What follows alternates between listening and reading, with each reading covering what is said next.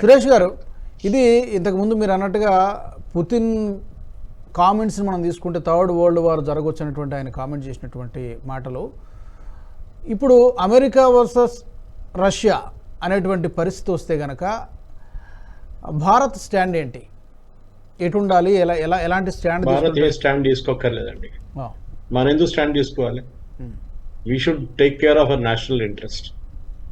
Okay, అది చాలా important.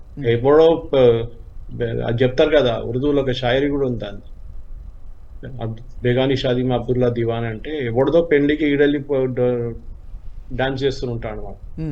మనం ఎందుకు చేయాలి? ఎందుకంటే మీరు కూడా చూసే ఉంటారు, మోదీ గారు కొద్దిసేపటి క్రిందటే రెస్పాండ్ అయ్యారు, మేము ఖండిస్తున్నాం దాడిని. అది దట్స్ డిప్లొమాటిక్ నెసెసిటీ చెప్పాల్సింది. భారతదేశం మీద దాడి జరిగితే కూడా వాళ్ళు ఎవరైనా కానీ హెడ్ ఆఫ్ స్టేట్ అక్కడి నుంచి వాళ్ళు usually they will condemn it. కానీ దీనికి మన సైడ్ తీసుకోక్కర్లేదు. Let them fight their war. మనం ఎందుకు వెళ్ళి దాంట్లో గొడవ పెట్టడం? మనకు మన ఆయిల్ వస్తుందా లేదా అది చూసుకోవాలి. మనకు మన రష్యా నుంచి రావాల్సిన డిఫెన్స్ సప్లైస్ వస్తుందా లేదా అది చూసుకోవాలి. మనకు మిగతా దేశాల నుంచి రావాలి అది చూసుకోవాలి. ఇంటర్నేషనల్ స్టెబిలిటీ ఒకటి ఉండాలి, అదొకటి ఉంటుంది. ఎప్పుడు రష్యాని స్విఫ్ట్ బ్యాంకింగ్ సిస్టమ్ నుంచి తీసేశారు, రష్యాని డాలర్లో ట్రేడ్ చేయకూడదు, వాళ్ళ బ్యాంక్ అకౌంట్ ఫ్రీజ్ చేసేసారు, అన్ని చేశారు యుఎస్ గారు. ఇప్పుడు చూడండి ప్రెసిడెంట్ పుటిన్ స్పీచ్, నేను ఇప్పుడే ఈ డిబేట్ నడుస్తున్నప్పుడు వింటున్నాను, దాంట్లో ట్రాన్స్లేషన్ చూస్తే ఆయన చాలా క్లియర్గా చెప్పారు, నలుగురు వచ్చారు, నలుగురిని పట్టుకున్నాం అండ్ సివిలియన్స్ని నాజీ స్టైల్లో ఎగ్జిక్యూట్ చేశారని చాలా క్లియర్గా చెప్తున్నారు. Nazi style. So he's comparing it to certain part of the world war 2 ఇట్లా జరిగింది అప్పుడే. దాని తర్వాత ఆయన ఏం చెప్తున్నా అంటే, వీళ్ళు చేసిన వాళ్ళు ఒక్కరే కాదు, నేను ఎప్పుడు చెప్తుంటాను, చేపించిన వాళ్ళు వెంట మేము పోతాము. ఎవరు చేపించారు వాళ్ళంట పోతాం. చేసిన వాళ్ళు దొరికారు ఆల్రెడీ. సో వాళ్ళు naturally they will talk.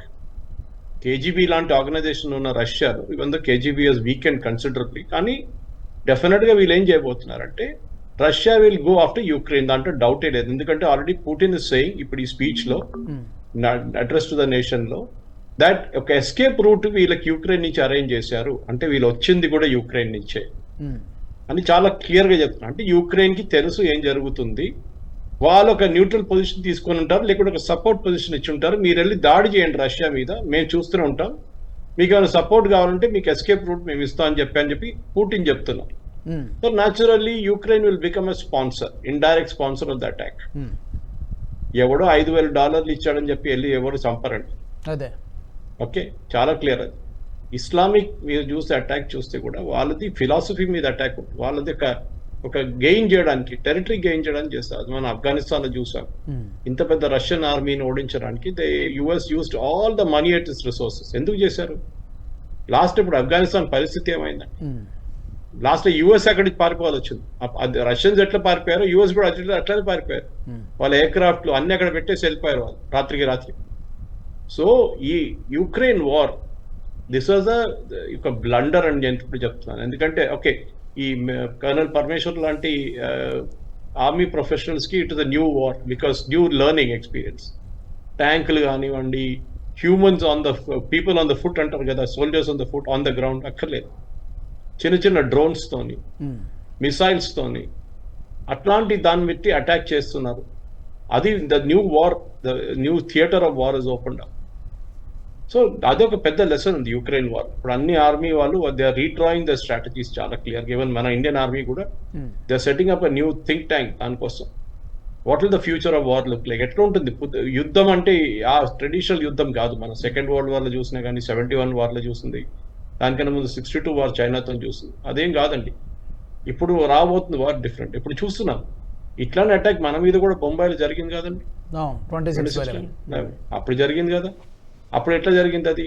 That was sheer intelligence failure and failure after tracking a hostile element in the sea. నేను దాని గురించి డీటెయిల్ గా మాట్లాడాను. ఆర్వీఎస్ మణి గారి ఇంటర్వ్యూ మన ఛానల్ నేషనల్ స్టాప్ ఛానల్లో నేను చేశాను.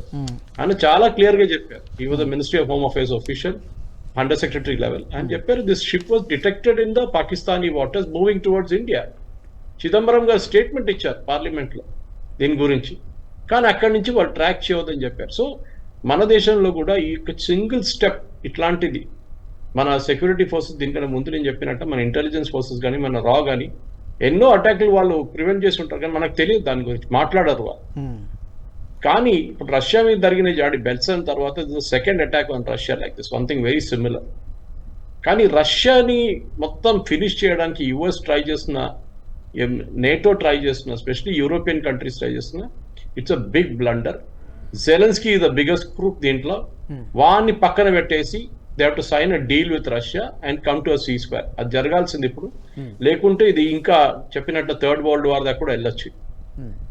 ఈ వీడియో మీకు నచ్చినట్టయితే లైక్ చేయండి, 10 మందికి షేర్ చేయండి. అలాగే కామెంట్ల రూపంలో మీ అభిప్రాయాలను మాతో పంచుకోండి. Nationalist hub group of channels ను సబ్స్క్రైబ్ చేసుకుని తెలుగునాట జాతీయవాద జర్నలిజాన్ని ప్రోత్సహించండి. ఈ వీడియో కింద ఉన్న బెల్ ఐకాన్ పై క్లిక్ చేయడం మర్చిపోవద్దు.